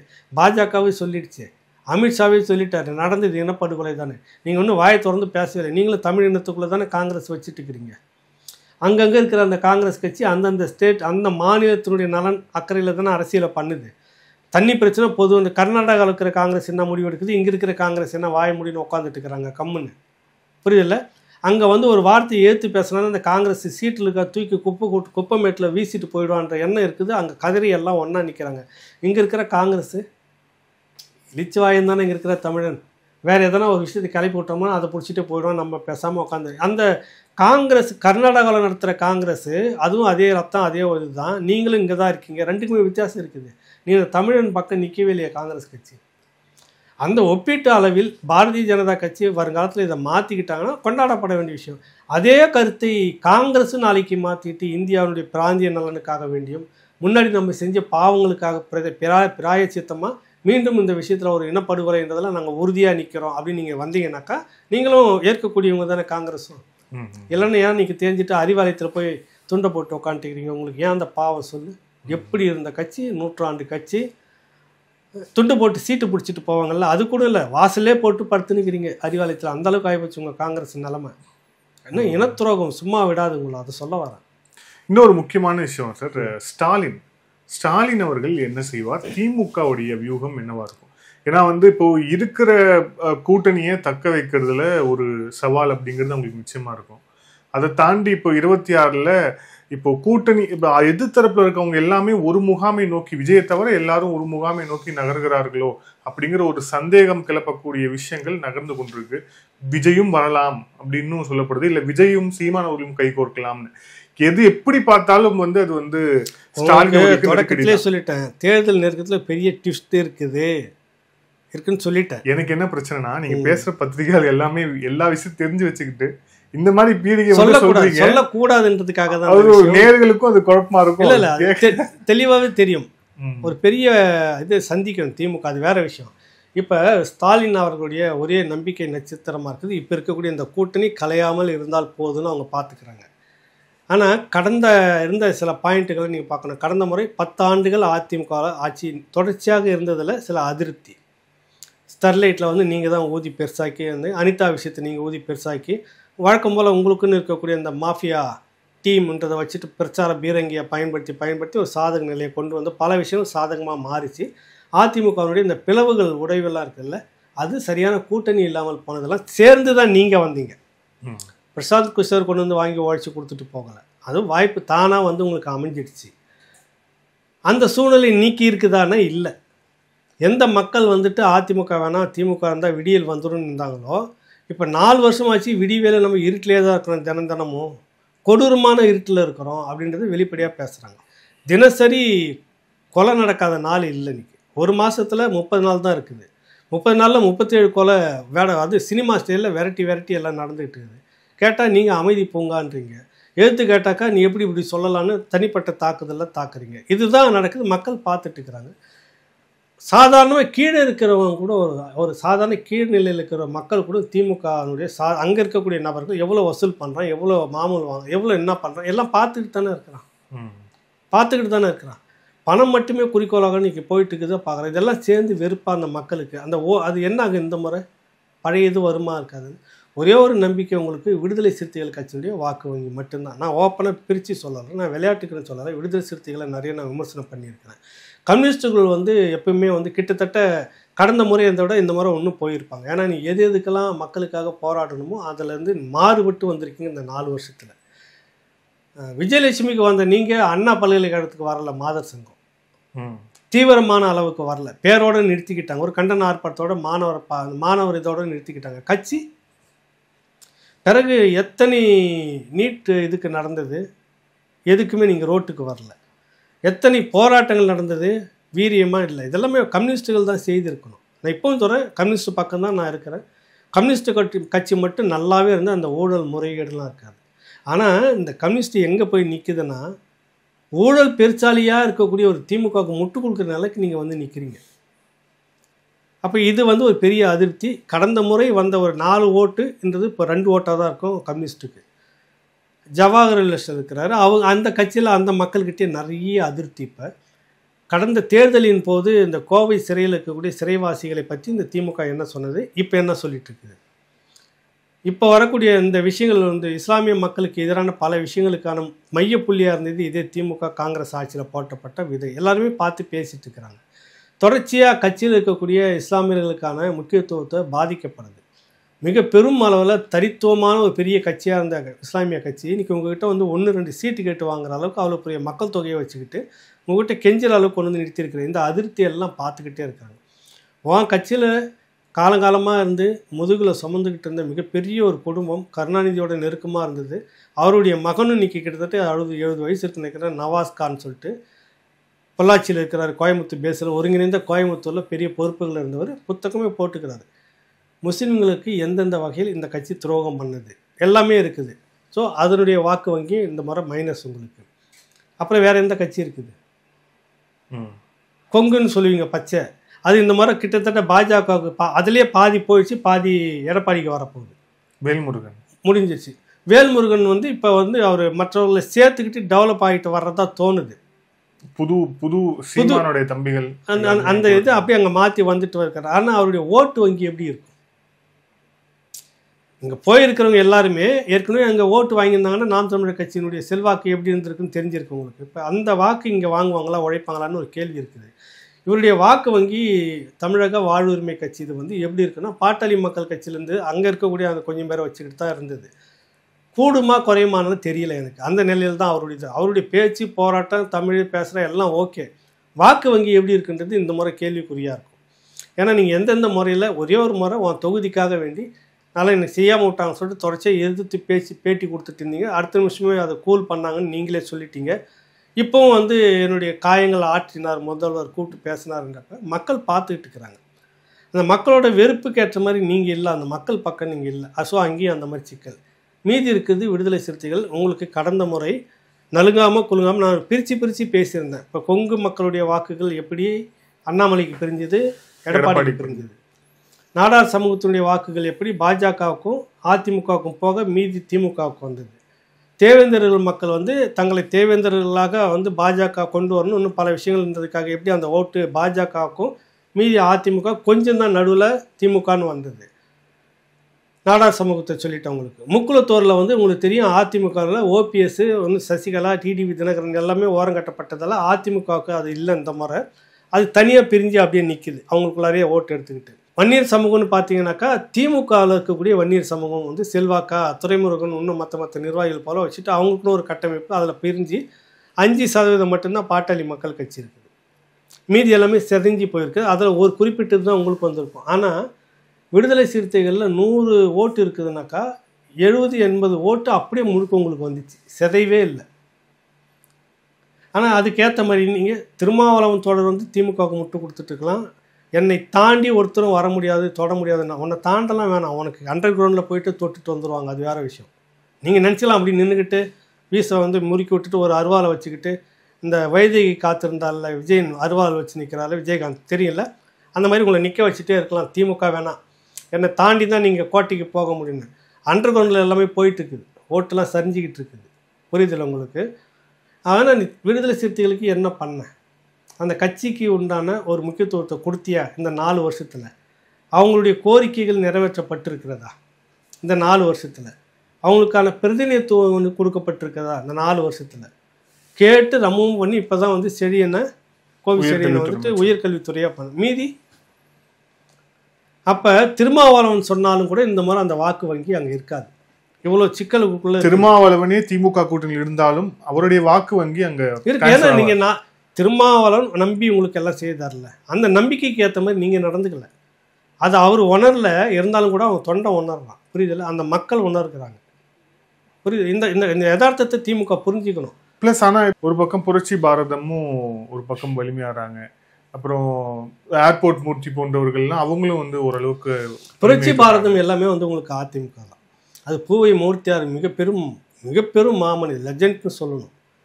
அவர் அரசியல் இல்லாமல் போனதெல்லாம் ஒரு பெரிய துரதிர்ஷ்டம். இப்போ அது எல்லாமே அதிமுக பக்கம்தான் இருக்கும். பூவை மூர்த்தின்றது கிட்டத்தட்ட திமுக எதிரான வாக்குகள். ஏர்போர்ட் மூர்த்தி இருக்கிறாரில்ல, அது அவர் பேசுறதெல்லாம் திமுகவுக்கு ஓட்டு கேட்குற மாதிரியா இருக்குது? இல்லை. அது எங்கே போவோம் உங்களுக்கு? ஒன்று அதிமுகவுக்கு போவோம், ஒரு பகுதி நாம் தமிழ் கட்சிக்கு போவோம், அவ்வளோதான். இந்த தொடர்ச்சியாக நாம் தமிழ் மேடைகளில் தான் பேசுகிறாரு. இல்லை அதிமுகவுக்கு போவோம், இல்லைன்னா நாம் தமிழ் கட்சிக்கு வரும். நான் சொல்கிறது மீதி நீங்கள் பார்க்குறது எங்கே இருக்குது வாக்கு? அதுக்கு தான் சொல்ல வரேன். திருமாவளவன் தோழர் காலம் கடந்து இப்போ நிற்கிறார், காலம் கடந்து நிற்கிறார். அவர் கொடுத்த அந்த உழைப்புக்கு உண்டான ஒரு பிரதிநிதித்துவம் திமுக கொடுக்கல, திருப்பி கொடுக்கல, செய்யலை. அது விரக்தி அவருக்கு இல்லாமல் வேணா இருக்கலாம், அவருடைய கட்சி தொண்டர்களுக்கும் அந்த சமூக மக்களுக்கும் இருக்குது. அதனுடைய பலன் திமுகவுக்கு இந்த முறை எதிராக. அதனால் கடந்த முறை அந்த கட்டமைப்பு கனவு இருக்குது இல்லை, அது இந்த முறை திமுகவுக்கு பலன் தராது. அதான் நான் சொல்ல வரேன். அனுபவம். நீங்கள் ஒரு முக்கியமான தலைவர் விட்டீங்க, வைகோ அவர்கள் விட்டுட்டீங்க. வைகோ அவர்களை விட்டுட்டீங்கல்ல, என்னவா இருக்கிறாரு அவர்?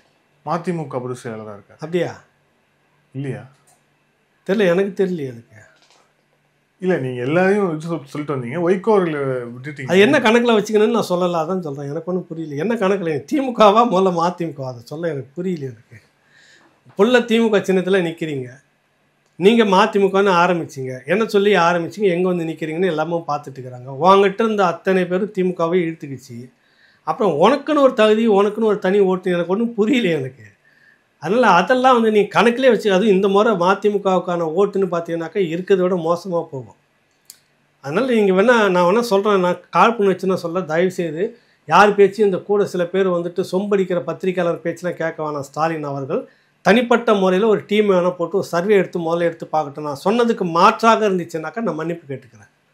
இல்லை நானே எடுத்து தரேன், நானே சர்வே எடுத்து தரேன். உங்கள் காசை ஒன்றும் வீணடிக்கலை, நீங்கள் ஒரு டீமை மட்டும் போட்டு நான் சொல்கிற மாதிரி போய் எடுத்துகிட்டு வரோம். நான் சொன்னதுலேருந்து அச்சு பேசகாமல் நடக்குதா இல்லையா பாருங்க. மதிமுகலாம் உங்களுக்கு ஒரு பெரிய பலமே இல்லை, முடிஞ்சு போச்சு அதெல்லாம். அதுக்கு நான் திமுக நான் ஏன்னா அப்படி போய் சுற்றின்னு இப்படி ஒரு முறை சாப்பிட்டுக்கலாம். தினமும் 3 வேலையும் நான் அப்படி சுற்றி சாப்பிட்டு நிற்க முடியுமா? நான் இப்படி எடுத்து நேராக சாப்பிட்டு போகிறேன், நேராக திமுக கூட போயிடுறேன். அது எப்போயோ வந்துடுச்சு, அந்த செட்டப் வந்துடுச்சு உள்ளார. இவருக்கு ஒரு பேர் வச்சுக்கிட்டு, என் மகனுக்கு ஒரு சீட்டுன்னு ஒன்று வச்சுக்கிட்டு போகிறாரு. அதனால் அதை நான் சேர்க்கவே இல்லை. வேறு என்ன கட்சி இருக்குது சொல்லுங்களேன் நீங்கள்? கமலஹாசன் இருக்கு. கமலஹாசன் கட்சி சரி, எங்கே இருக்குது அந்த கட்சி? இப்போ ஆழ்வார்பேட்டில் ஆஃபீஸ் இருக்குது. ஆஃபீஸ் இருக்குதுங்க, கட்சி இருக்குதா? நான் கூட தான் ஆஃபீஸ் வச்சுக்க முடியும். நீ என்ன சொல்லி கட்சி ஆரம்பித்தா கட்சி எங்கே நிற்கிற, எதில் நிற்கிற நீங்கள்? உனக்கான ஓட்டு வங்கி இன்றைக்கி எங்கே போயிடுச்சு? இதெல்லாம் காட்டணும் இல்லை? ஒன்றுமே இல்லை, எனக்கு எதுவுமே வேணாம். ஒரு சீட்டு, ராஜ்யசபா சீட்டுன்ற மாதிரி தானே போய் நிற்கிறீங்க நீங்கள் இத்தனை பேரும் இந்த முறை போய் வச்சுட்டு பிரச்சாரம் பண்ணுங்க. நீங்கள் நான் சொல்கிற கணக்கு தான் உங்களுக்கு வரும். நீங்கள் ஜெயிச்சிட்டிங்கன்னா மொட்டை அடிச்சுக்கிறேன். விளையாட்டுகளில் இதே இந்த கூட்டணியை வச்சுக்கிட்டு, ஏன்னா இந்த கூட்டணியே உங்களுக்கு நம்பகமாக விடுதலை சிறுத்தைகளே விரும்பினாலும் கூட கீழே இருக்கிற மக்கள் போட மாட்டாங்க, 2ஆம் கட்ட கேடர்ஸ் போட மாட்டாங்க. ஏன்னா நீங்கள் அவ்வளவும் அதை அவமானப்படுத்திருக்கீங்க, அசிங்கப்படுத்திருக்கீங்க, கொடியேற்ற விடாமல் பண்ணியிருக்கீங்க, கேவலப்படுத்திங்க. அந்த தொண்டனுக்கு வழி இருக்கும்ல நெஞ்சில். அவருக்கு வேறு வழியில் கட்சியை அடுத்தது கொண்டுட்டு போகணும். திமுகவை பகைச்சிக்க முடியாது, அது கலைச்சிரும். இல்லை வேறு ஏதோ என்னமா இருக்கலாம், திருமாவளவன் தொடர் அப்படி சொல்லலாம், அது தப்புன்னு சொல்ல வரல. ஆனால் கடந்த முறை வந்த அந்த ஒட்டுமொத்த வாக்கும் வாங்கி கொடுக்குற அளவுக்கு திமுக நீங்கள் நடந்துக்கல. அதான் அங்கே சிக்கல். இது முஸ்லீம் கட்சிக்கும் பொருந்தும், வைகோ கிட்ட இருக்கிறவங்களுக்கும் பொருந்தும், கமலஹாசனுக்குமே பொருந்தும். புரியுதில்ல? அதனால் அந்த கூட்டணி அப்படியே வருது அப்படின்னாவே இந்த முறை மக்கள் மத்தியில் ஒன்றா அவங்க சேர்ந்து நின்று ஓட்டு கேட்டாங்கன்னா கடந்த முறை இருந்த அந்த பலன் இப்போது அவங்களுக்கு இருக்காது. அதுதான். இந்த பக்கம் அதிமுக மட்டும் சரியான ஒரு கூட்டணி அமைச்சது நான் விட்டு கொடுத்துட்டு சொல்லவே வேண்டியதில்லை. வெற்றி தோல்வி அப்போவே முடிவாயிடும். கூட்டணின்னு டிக்ளேர் பண்ண அந்த நிமிஷமே வெற்றி தோல்வியை முடிவு பண்ணிக்கலாம். இந்த டீமுக்கு கடந்த முறை இந்த ஓட்டு வரவே வராது. நீங்கள் 10 மடங்கு பணத்தை கொண்டு போய் இறைச்சாலும் கூட கடந்த முறை திமுக கூட்டணிக்கு வந்த அந்த ஆதரவு எல்லாம் எவ்வளோ 3% தானே நீங்கள் வெற்றி தோல்வி இது பண்ணீங்க. ஸ்டாலின் வீழ்த்தப்பட முடியாதவர் அல்ல. நீங்கள் எப்படிப்பட்ட சாம்ராஜ்யெல்லாம் போயிருக்குது, இதெல்லாம் எந்த மூளை இது முதல்ல சொல்லுங்கள். என்ன பெரிய நீங்கள் கருணாநிதி மாதிரி 5 முறை ஆட்சி அதிகாரத்தில் உட்காந்து அரசியல் பண்ணிட்டு வந்தவரா நீங்கள்? என்ன உங்களை வீழ்த்த முடியாதுன்ற ஒரு நினைப்பு இருக்கு? நீங்கள் ரோம் சாம்ராஜ்யமா, சீன பேரரசா, இல்லை பிரிட்டிஷ் சாம்ராஜ்யமா, சூரியன் அஸ்தமிக்காத சாம்ராஜ்யம்னு சொல்லுவாங்கள்ல அந்த மாதிரியா நீங்கள்? அதுவே இன்றைக்கி எங்கே இல்லை, சின்ன குட்டி இதுவாக போச்சு. லண்டனு ரோம் சாம்ராஜ்யம் எங்கே போச்சுன்னு தெரியல. ஒய்யா உங்கள்கிட்ட உங்கள் முன்னோட்டி இதுவாக இருந்த விஜயநகர பேரரசு இன்றைக்கி வரலாற்றில் எங்கே இருக்குன்னு தெரியல. ஒரு கேட்டால் நீங்கள் சொல்லிக்கலாம், நாங்கள் தான் விஜயநகர பேரரசு இங்கே நடத்திக்கிட்டு இருக்கோன்னு சொல்லிக்கலாம் நீங்கள். ஆனால் வீழ்த்த முடியாதுன்னு சொன்னது எத்தனையோ விழுந்து போயிடுச்சு. நீங்கள் எந்த மூலிக்கும் இல்லை. 100 ஆண்டு கண்ட காங்கிரஸா? சொல்லுங்கள். நான் எல்லாம் உங்ககிட்டேருந்தே தான் நான் கொண்டுட்டு வரேன். நானாக புதுசாக எதுவும் சொல்ல வரல. நூற்றாண்டு கண்ட காங்கிரஸ் எங்கே இருந்துச்சுன்னு தெரியல. காங்கிரஸ் கூட தோன்ற பல கட்சிகள் எங்கே இருந்துச்சுன்னு தெரியல. கம்யூனிஸ்ட்டுகளை விட நீங்கள் பெரிய கட்சி, பெரிய போராளி, பெரிய முற்போக்குவாதிகளாக, கம்யூனிஸ்ட்டுகளை விட பட்டியலின மக்களுக்கு மிக பெரும் அளவில் சேவை செஞ்சவங்களா நீங்கள்? உங்கள் பெரியாரிசமோ உங்கள் திமுகவோ? அந்த கம்யூனிஸ்ட் இன்றைக்கி எங்கே இருக்குது? 2 இருந்தால் போதும் மிஸ்டர் ப்ளீஸ் அப்படின்ற அளவுக்கு நிற்குது. ஒரு 4 கொடுத்தா போதும் ப்ளீஸ், 10ன்றதோ ஒரு 15 கோடி, அந்த மாதிரி ஒரு 5 கோடி செலவெல்லாம் விலை ஏறி போச்சுன்ற லெவலுக்கு நிற்கிது கம்யூனிஸ்ட். இன்றைக்கி வீழ்த்த முடியாத கம்யூனிஸ்ட்னு இருந்த ஒரு காலகட்டத்தில் பாராளுமன்றத்துலேயும் எண்ணிக்கை பார்த்தா அதிகமாக இருந்தது, சட்டமன்றத்துலேயும் இங்கே தமிழ்நாட்டில் பார்த்தா அப்படி இருந்த கம்யூனிஸ்ட் இன்றைக்கி எங்கே? இதை விட நீங்கள் எந்த மூலையில் மக்களுக்கு நல்லது செஞ்சீங்க சொல்லுங்கள்? கம்யூனிஸ்ட்டுகளை விடவா? நான் ஒரே கேள்வியை வைக்கிறேன். அதுங்கெல்லாம் இன்றைக்கி இந்த அளவுக்கு இருக்கிறப்ப நீ நாளைக்கு எந்த அளவுக்கு நிற்க போகிறீங்கன்றதை மட்டும் புரிஞ்சுக்குங்கன்ற. சார், உங்கள் ஊர் திருவண்ணாமலையில் ஒரு விஷயம் நடந்திருக்கு. அதில் வந்து ஒரு சமூகத்துடைய ஒரு மாநாடு. அந்த மாநாட்டில் போய் 2 பேர் கலந்துக்கிறாங்க. ஒருத்தர் வந்து உங்கள் ஊருடைய முக்கியமான அமைச்சர் ஏவா வேலு, இன்னொருவர் கீழ்பெண்ணாத்தூர் பிச்சாண்டி அவர்கள் போய் பங்கேற்றுக்கிறாங்க. அது ஒரு ஜாதி சங்க கூட்டம் தான். இது வந்து ஒரு பெரிய விமர்சனத்தை கிளப்பியிருக்கு. ஊர்லாம் திராவிடம், அதுக்கப்புறம் ஜாதி ஒழிப்புன்னு பேசிட்டு நீங்க போய் வந்து இந்த மாநாட்டில் பங்கேற்கலாம். என்ன சமூக மாநாடு வெளிப்பட சொல்லுங்க. நாயுடு சமூக மாநாடு. அதுல போய் வந்து பங்கேற்றிருக்கிறது வந்து ஒரு விவாத பொருளாக மாறி இருக்கு. இது எதோட ஒப்பிடுறாங்கன்னா, கிட்டத்தட்ட ஒரு வாரம் முன்னாடி சுபவீரபாண்டியன் வந்து பேசியிருந்தார். இடைநிலை ஜாதிகள் எல்லாமே நாங்க வந்து விமர்சிக்கிறது இல்லை, எல்லாருமே நாங்க வந்து மேல் ஜாதி தான், பார்ப்பனர்கள் மட்டும் தான் சொல்றோன்ற மாதிரி சொல்லிட்டு இருக்காங்க. நாங்க அடுத்து அங்கேயும் வருவோம், இன்னும் இடைநிலை ஜாதின்னு சொன்னாலும் நாங்க அங்கேயும் வந்து பிரச்சனை பண்ணுவோம் அப்படின்ட்டு வந்து சுபவீரபாண்டியன் வந்து சொல்லியிருந்தார். அதோட வந்து இதை ஒப்பிட்டும் வந்து விமர்சிக்கிறாங்க. சுபவீரபாண்டியன் தோட சொன்னதெல்லாம் நீங்க வந்து கணக்கில் எடுத்துட்டு கேட்கவே கூடாது. அவர் தூக்கத்துல என்ன பெனாத்தி இருப்பாரு, புரியுதுல்ல? அறிவாலயத்தினுடைய கனெக்ஷன் என்ன அறுந்து போயிடுச்சு. இந்த அனுப்ப உங்களுக்கு ரேடியோ திருவுறப்ப கண்ட மாதிரி வரும்ல அலைவரிசை, அந்த மாதிரி பேசுவார் அவர். இடைநிலை சாதியை விமர்சிக்கணுன்றப்ப தெரியாமல் தான் வந்து எங்கள் குடும்பத்துலேருந்து எங்கள் குடும்பத்துக்கு உள்ளாரே நாங்கள் திருமணம் பண்ணிக்கிட்டோம். தெரியாமல் தான் எங்களுக்குள்ளாரே எங்களுக்கு பேரை வந்து செட்டியார்னு நாங்கள் அது இன்றைக்கும் பத்திரிக்கையில் பேரை போட்டுட்டோம். தெரியாமலே தான் அப்படிலாம் நடந்துச்சு, எங்களுக்கு செட்டியார்ன்றதுக்குள்ளாரே தான் நடந்தது. தெரியாமல் தான் எங்களுக்குள்ள வழக்கப்படி இப்படிலாம் நடந்துச்சு அப்படின்னு இன்னும் சொல்லிட்டு இருப்பார் அவர். இடைநிலை சாதி எதிர்ப்பு அங்கேயும் வரணும் இல்லை.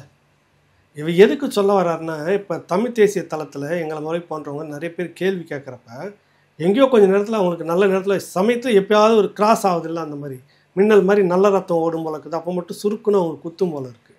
ஏன்னா எல்லாம் இப்படி கேட்குறாங்க, நம்ம ஒரு வார்த்தை கேட்டு வச்சிருவோமே அப்படின்றதுன்னு ஒரு வார்த்தையை சொல்கிறது. இப்போ சாதியை ஒழிச்சிட்டு நீங்கள் சாதி சங்க மாநாடுன்னு நடத்துகிறீங்களே, எப்படி அனுமதிக்கிறீங்க? பெரியார் மண்ணு தானே இது, பெரியார் மண்ணு சொல்லிட்டு தானே ஓட்டு தட்டு பிச்சை எழுந்திக்கிட்டு வரீங்க, கரெக்டாக? மற்ற சமூகம் வந்து ராமதாஸ் நடத்துகிறாருன்னா சாதி சங்கம்னு சொல்லிட்டு நோட்டீஸ் கொடுக்குற கூட்டம் தானே நீங்கள். இப்போ இதுக்கு ஏன் போகல? எந்த பெரியாரிஸ்ட்டுங்களும் கருப்பு சட்டை போட்டுக்கிட்டு இந்த சாதி சங்க மாநாட்டு பந்தலுக்கு வெளியில் இல்லை அந்த ரோட்டில் எங்கேயோ இது வந்து இப்படி பெரியார் மண்ணுக்கு இது உகந்ததல்ல, சாதி வெறியர்களை அப்புறப்படுத்துவோம், துண்டாடுவோம், அதை பண்ணுவோம், இதை பண்ணுவோன்னு ஏன் கிழிக்கலைன்னு கேட்குறேன். நான் சொன்னது அந்த நோட்டீஸை ஏன் கிழிக்கலை நீங்கள் சொல்ல? ஏன் வருது இல்லை, ஏன் கிழிக்கலை? அது குறிப்பாக திருவண்ணாமலை மாவட்டன்றது எனக்கு தெரியல. ஏதோ ஒரு வேளை அப்பா இருக்கிறார்ல, அப்பா வந்து மகனுக்கு பட்டா போட்டு கொடுத்துட்ருப்பாருன்னு நான் நினைக்கிறேன். அவர் அப்பா ஏவா வேலு வந்துட்டு மகனாக வச்சுக்கிட்டு பட்டா நீ திருவண்ணாமலை நீயே வச்சுக்கோ. இப்போ அங்கே பார்த்தீங்கன்னா எல்லாம் தலைகீழாக இருக்குது. தெலுங்கு எனக்கு தெரிஞ்சு அந்த ஊரில் நான் அப்படிலாம் இல்லை. அப்போவும் தெலுங்கு சமூகத்தினர் இருக்கிறாங்க, இப்போவும் இருக்கிறாங்க. இப்போ மட்டும் புதுசாக எங்கே பார்த்தாலும் பெயர் பலகையில் தெலுங்கு வந்துட்டுருக்கு. அது எப்படி இவங்களுடைய தலையீடு இல்லாமல் வருது? தமிழ் பெயரில் வைக்கணும் அப்படின்றதுக்கு முக்கியத்துவம் கொடுக்காம அதுக்கு ஒரு பிரச்சாரமும் பண்ணாமல் இது மட்டும் எல்லா இடத்துலையும் கம்பல்சரி உங்களுக்கு கட்டாயமாக வந்திருக்குதுன்னா எப்படி வந்திருக்கும்? இப்போ மறைமுகமாக நீங்கள் ஏதோ வேலை செய்கிறீங்கல்ல, இது என்னுடைய மாநாடு, இது வந்து என்னுடைய மாவட்டம் அப்படின்னு நீங்கள் காட்டிக்கிறீங்க. அது வந்து அதிக பெரும்பான்மை வன்னியர் மக்களும் தலித் ஒடுக்கப்பட்ட பறையர் மக்களுடைய மாவட்டம். அது 3வது இடத்துல முதலியார்கள் இருந்தாங்க. ஒரு கட்டத்தில் கட்சி முதலியார்கிட்ட இருந்தது. ஒரு கிட்டத்தட்ட 30 வருஷத்துக்கு முன்னாடி உங்கள்கிட்ட தெரிஞ்சோ தெரியாமலோ வந்துருச்சு. அதுலேருந்து நீங்களே வச்சுக்கிட்டு இருக்கீங்க. பிச்சாண்டி விட்டா வேலு விட்ட பிச்சாண்டி 2 பேருமே விட முடியாது இவங்களால. ஏன்னா அங்கே அவ்வளோ தண்ணியை விட ரத்தம் திக்கு இல்லை. மற்ற இடத்துல அந்தக்கா இஷ்டப்பட்டா இருந்தெல்லாம் போயிட்டுன்னு சொல்லுவாங்கள்ல, 2 பேருமே இருந்துக்கிட்டே இருப்பாங்க. ஒன்று அவர் மந்திரியா, நீ சபாநாயகராக இருந்துக்கும், இவர் மந்திரி, நீ சபாநாயகராக இருந்துக்கும். 2 பேரும் மாவட்டத்துக்குள்ள பிரச்சனை, நீ கிழக்கு வடக்குன்னு பிரிச்சுக்கோ. உனக்கு திருவண்ணாமலையை நீ கீழ்பெண்ணாத்தூர் தனியாக வச்சு அதுலேருந்து பிரித்து இப்படியாக எப்படியெல்லாம் வாழ வச்சிட்ருக்காங்க பாரு. இப்போ நான் சொல்கிற இந்த கருப்பு சட்டை போராளிகள் இல்லை பாட்டு அடிச்சுட்டு பாடக்கூடிய முற்போக்குவாதிகள் ஒருத்தம் கூட போயிட்டு இந்த சாதி சங்க மாநாடு நடக்க அனுமதிக்கக்கூடாது, இந்த திராவிட மாடல் அரசு எப்படி அனுமதிச்சுன்னு ஒருத்தம் கூட கேட்கல. ஏன் கேட்கல சொல்லுங்கள், ஏன் கேட்கல? வீரமணி எதனா கேட்டாரா? அது மட்டும் உங்களுக்கு சாதியாக ஏன் தெரிய மாட்டேங்குது? ரெட்டியார்கள் மாநாடு மட்டும் உங்களுக்கு சாதியாக தெரிய மாட்டேங்குது? வன்னியர் சங்க மாநாடு மட்டும் சாதியை ஆதிக்க ஆரம்பிச்சிட்டாங்க அப்படின்னு வருது. திருமாவளவன் கூடினா மட்டும் அது சாதி கட்சி அவங்களுக்கு தெரியுது. இதுக்கு முன்னாடி நீங்கள் அங்கே போயிட்டீங்க, சென்னையில் கலைவாணர் அரங்கத்திலே கட்டபொம்மு அது ஏதோ அதுக்கு ஒரு கூட்டமைப்புன்னு ஒன்று போட்டுட்டு கலைவாணர் அரங்கத்திலே பெரிய விழா எடுத்தாங்க. அப்போ உடனே அங்கே போயிட்டு ஒருத்தர் மாட்டலாடுறாரு. அதிலே ஐயா ஸ்டாலின் உங்கள் மேலே வந்துட்டு அதீத ஒரு பற்றோடு இருக்கிறாரு, கலந்து கொண்ட சொல்லிவிட்டு எங்களை வந்து நேரடியாக பங்கெடுத்துக்க சொல்லிட்டாரு, கடமைப்பட்டிருக்கிறது உங்களுக்கு இந்த சமூகத்துக்கு நாங்கள் அப்படின்லாம் பேசிட்டு வந்திருக்கிறாரு. எங்கேயாவது ஒரு தமிழ் சமூகத்தினுடைய சாதி சங்க அமைப்பு விஷயங்கள் இந்த மாதிரி நடந்திருக்கா? பிரபகண்டமாக அப்படி பெரிய அளவில் நடந்திருக்கா? பாமக நடத்துது, திருமாவளவன் நடத்துகிறாரு, மேற்கு தெற்கு அந்த மாதிரி எதனா நடக்குதா சொல்லுங்கள். தேவர் வந்து இப்போ வந்து கிட்டத்தட்ட எல்லாருமே கலந்துக்கிற மாதிரி ஆகிப்போச்சு. அது வந்து ஒரு பொதுவான நிகழ்ச்சியாக மாறிடுச்சு. சாதி சங்கன்னு தமிழ் சமூகத்தில் நடக்கிறப்ப நீங்கள் இந்த மாதிரி போயிட்டு நாங்கள் உங்களுக்கு கடமைப்பட்டிருக்கிறோம், எங்கள் கட்சி உங்களுக்கு கடமைப்பட்டிருக்கிறது, எங்கள் தலைமை உங்களுக்கு கடமைப்பட்டிருக்கிறோம் ஏன்னா பேசிட்டு வந்துருக்கீங்களா? வாசிச்சுட்டு வந்திருக்கீங்களா? அது என்ன உங்களுக்கு ரெட்டியார் மாநாடு இந்த பக்கம் தெலுங்கு மாநாடுனா மட்டும் ஏன் உங்களுக்கு இது வந்திருக்கு? நீங்கள் சாதியை ஒழிச்சுன்னு சொல்லிட்டு சொல்கிற நீங்கள் ஒருத்தராவது வீரமணி ஐயா அதுக்கு எதனா கண்டனம் வெளியிட்டாரா?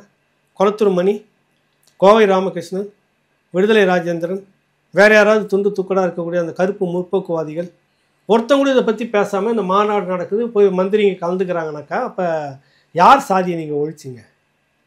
கேள்வி வருதா? யார் சாதியை ஒழிச்சிங்கன்னு தானே இப்போ கேள்வி. எங்களுக்கு மட்டும் சாதியெல்லாம் விட்டுருங்க தோழர், சாதியெல்லாம் மறந்துடுங்க, சாதி வெறியெல்லாம் இருக்காதிங்க. ஆனால் தெலுங்கர்களே நீங்களாம் சாதியாக இருங்க, சாதியாக கூடுங்க, சாதி மாநாடு நடத்துங்க, இந்த பக்கம் நீங்கள் ரெட்டியார்களே நடத்துங்க. இது சொன்னோம்னா தமிழ் தீவிரவாதி, தமிழ் வெறியன், சாவனிஸ்ட்டு இப்படியே சொல்லி தான் இவனை வந்து அந்நியப்படுத்திக்கிட்டே இருக்கீங்க. உண்மையிலேயே சங்கியை விட மோசமான ஒரு சங்கி நீங்கள். காவி சங்கின்னு சொல்கிறத விட அவங்ககிட்ட ஒரு ஜனநாயக தன்மை இருந்தது. எல்லா சாதி தலைவர்களுமே கட்சி தலைமையாக வச்சுருக்காங்க. உங்ககிட்ட அது கூட கிடையாது. வீரமணிக்கு பிறகு அவருடைய மகன் தான் அன்புவா பேர் அவர், அது பிற்பாடு யாருமே கிடையாது. திமுகவில் இப்போ எடுத்துட்டாங்கன்னா 3வது 4வது வாரிசும் வந்துடுச்சு, இதுக்கு மேலேயும் வழி இல்லை. அப்புறம் நீ எதில் தான் நீ வித்தியாசமாக இருக்கிற சொல்லு எனக்கு. கருப்பு சங்கின்றதை விட 100 மடங்கு காவி சங்கியே பரவாயில்ல. கருப்பு சங்கின்றவனுடைய எல்லா குணாதிசயம் சாதி வெறி வாங்கிட்டு தான் இருக்க போய் தானே நீ வேடிக்கை பார்த்துன்னு உட்காந்துட்டு இருக்கிற. கண்டிச்சிருக்கணுமா இல்லையா முதலமைச்சர் ஸ்டாலின் அவர்களுக்கு? இது திராவிட மண், இது பெரியார் மண், இங்கே வந்து வெங்காயம் இப்படிலாம் உரியக்கூடாது, இந்த தோல் இப்படிலாம் உரியக்கூடாது, இது நல்லதில்லை அப்படின்னு ஒரு முறை சொல்லியிருக்கிறியா? இந்த வெங்காயத்தை பற்றி ஒரு முறை பேசியிருக்கிறியா? இந்த வெங்காயத்தை பற்றி எதனா கண்டன அறிக்கை விட்டுருக்கீங்களா? இந்த வெங்காயம் இனிமேல் இங்கே மாதிரி நடக்கக்கூடாதுன்னு சொல்லி பேசியிருக்கீங்களா? அதுன்னா அந்த வெங்காயம் மட்டும் அப்படி நடக்கணும் உங்களுக்கு அவ்வளோ சந்தோஷமாக அனுமதி கொடுக்குறீங்க? எப்படி ஒரு கட்சிக்கு மக்கள் நல பிரச்சனைக்காக ஒரு கூட்டம் கூட்டுறதுக்கு அனுமதி கொடுக்க மாட்டிருக்கீங்க? ஏன்னா இது வந்து உங்களுக்கு எதிராக வந்துடும், உங்களை அம்பலப்படுத்தும். ஆனால் அந்த வெங்காய மாநாடு உங்களுக்கு வெங்காயம் வந்து நல்லா தேவைப்படுதுன்றதுக்காக நீங்கள் வந்து வச்சுட்டு வைக்கிறீங்க. இப்படி தான் சொல்லணும், பெரியார் பாதியில் தான் சொல்லணும் பதில். வெங்காயம் சொல்லிட்டு கரெக்டாக. அப்போ இதெல்லாம் நீ வந்து சாதி சங்க மாநாட்டுக்கு திராவிட மண்ணில் அனுமதி கொடுக்கலாமா? முதல்ல சொல்லுங்கள். நீங்கள் பெரியார் மண் அப்படின்னு சொல்கிறீங்கன்னா ஒன்று நீங்கள் பெரியாரை அடகு வச்சுட்டு இருக்கணும் எங்கன்னா மார்வாடி கடையில், இல்லைனா உங்களுடைய தீக்காவை கொண்டு போயிட்டு வேறு எங்கன்னா அது வந்து சங்கரமடமாக மாற்றிட்டு இருக்கணும். ரெட்டைக்குழல் துப்பாக்கியாக இன்னொன்று இருக்கக்கூடிய அறிவாலயம் வந்துட்டு அது இன்னொரு மார்வாடிக்கிட்டு நீங்கள் அடகு வச்சுட்டு உட்காந்துருக்கணும். பெரியாரை வந்து எங்கன்னா கொண்டு போயிட்டு ப்ளீஸ் இந்தாங்க வச்சுக்கிட்டு மோடிக்கிட்ட எங்கன்னா கொண்டு போய் கொடுத்துட்டு ஒரு 150 வாங்கிட்டு வந்துட்டு இருக்கணும். அவ்வளோதான். நீங்கள் இதுதான் நீங்கள் செய்திருக்கணும். இல்லை அப்படின்னு ரோசமாக யாருன்னா கொதிக்கிறவன் தான் முதல்ல அந்த மாநாட்டுக்கு கட்சி சார்பாக இல்லை ஒரு மந்திரி போய் கலந்துக்கிறது எப்படி சரி அப்படின்னு பதில் சொல்லிவிட்டு அப்போ எனக்கு பேசிட்டோம். அப்படி தானே பேசணும் நீங்கள். உங்களுக்கு கொஞ்சம் கூட ரத்தமே இருக்காது, அவங்களுக்கு சூடு சொரணையே இருக்காது. ஒரு பக்கம் பெரியாரையும் பேசுறீங்க, ஒரு பக்கம் நீ போய் கலந்துட்டு வந்துன்னு அனுப்புறீங்க. அசிங்கமாக இல்லை உங்களுக்கு? நாள் முழுக்க பெரியார் புராணம் பாட வேண்டியது, பெரியாரை தொட்டுப்பார், பெரியாரை மிதிச்சுப்பார், பெரியாரை தாண்டிப்பார் இப்படின்னு சொல்ல வேண்டியது. காலையில் விழிஞ்ச போனவொடனே பஜ கோவிந்தம் பாடிட்டு சாதி மாநாட்டில் உட்காந்து நிற்க வேண்டியது. இதே பொழப்பாக போச்சு உங்களுக்கு. தமிழ்னா மட்டும் உங்களுக்கு சாதி வெறியன், அவன் சாதிக்காரன், வந்த சாதிக்காரன், வந்த சாதிக்காரன், தோழர் அவரை வந்த சாதி இல்லை தோழர் இப்படிலாம் பேசிக்கிட்டு இவனை அழுத்தணும், இவனை மேலே தூக்கணும், இதெல்லாம் பண்ணிட்டு இருப்பீங்க. இவன் வளர்ந்துடக்கூடாது. பாமக ஐயோ தோழர் அது சாதி வெறி கட்சி. இப்போ இது என்ன கட்சி? இது சாதி வெறி இருக்க போய் தானே மாநாடு போடுறீங்க. தெலுங்குனால ஒன்றா கூடி இந்த பக்கம் ரிட்டையர். நான் வந்து அந்த அதில் நிறைய நண்பர்கள் எனக்கு இருக்கிறாங்க, நான் இல்லைன்னா மறுக்கலை. அவங்களா இருக்கிறாங்க, அவங்களா செய்கிறாங்க. நீ எதுக்காக போய் உட்காந்துக்கிற மந்திரின்னு போய் உட்கார சொல்லு. அவன் புத்தி என்ன? பெரியாரை தானே பேசுகிறேன். எல்லா தெலுங்குங்களும் பெரியாரை பேசுகிறாங்களா? மற்ற கட்சி ஆளுங்கள்லாம் இருக்கிறாங்க, பாஜகவில் இருக்கிற தெலுங்கர்கள் இருக்கிறாங்க, ஆர்எஸ்எஸ்ல இருக்கிறவங்க இருக்கிறாங்க, காங்கிரஸில் இருக்கிறவங்க இருக்கிறாங்க, எல்லாமே இருக்கிறாங்க பொதுமக்கள்னா. அவங்களுக்கு எதுவுமே சொன்னதே கிடையாது. நீ இந்த பெரியார்ன்றதை தூக்கிட்டு பிடிச்சி பேசுகிற நீ உங்களுடைய பிரதிநிதியாக போய் உட்காந்து நான் அனுப்புகிறப்ப உங்களுக்கு வெக்கமே இருக்காதான்ற சொல்லு. அந்த அறிவாலயத்துக்கு மட்டும் கொஞ்சம் உண்மையிலே உசுறுன்னு ஒன்று இருந்துச்சுனாக்கா, நானே இன்றைக்கி வேணா பால் டாயில் குடிச்சிட்டு வேணாம், பால் டாயில்னா கூட அது இன்னொருத்தர் குறை சொன்ன மாதிரி வந்துடும். நான் வேறு எதனா எடுத்து குடிச்சிட்டு படுத்துக்கிற மாதிரி படுத்துக்கும், அறிவாலயமே படுத்துக்கும். பேர் மட்டும் நல்லா வைக்கிறாங்க, அறிவாலயம் பெரியார் திடல் இது திடல்னு வைக்கிறாங்க. அசிங்கமாக இருக்குது எனக்குன்னு. பெரியாரே கூட சூசைட் பண்ணிகிட்டு இருப்பார். அந்த வார்த்தையை கூட சொல்லக்கூடாது, அது தப்பாக போயிடும். இல்லை பெரியார் கூட எதனா அவரே பள்ளம் நோண்டி படுத்துக்குவார். நீங்கள் தான் பதிச்சிட்டிங்கன்னா அப்புறம் என்ன அவர் போய் படுக்கிறது? எப்போ நீங்கள் வேடிக்கை பார்க்க ஒரு சாதி மாநாடு நடக்கு, அதுக்கு உங்கள் கட்சியில் இருக்கக்கூடிய இல்லை ஆட்சியில் இருக்கக்கூடிய மந்திரிகளை போய் கலந்துட்டு வர்ற வரைக்கும் நீங்கள் மௌனமாக இருக்கிறீங்களோ, அப்போ நீங்களே பள்ளம் தோண்டி நீங்களே படுத்துக்கிட்டீங்கன்னு அர்த்தம், வேற ஒன்றும் இல்லை. போயிட்டு வாங்க. நன்றி சார். பள்ளிகள் நன்றி, வணக்கம்.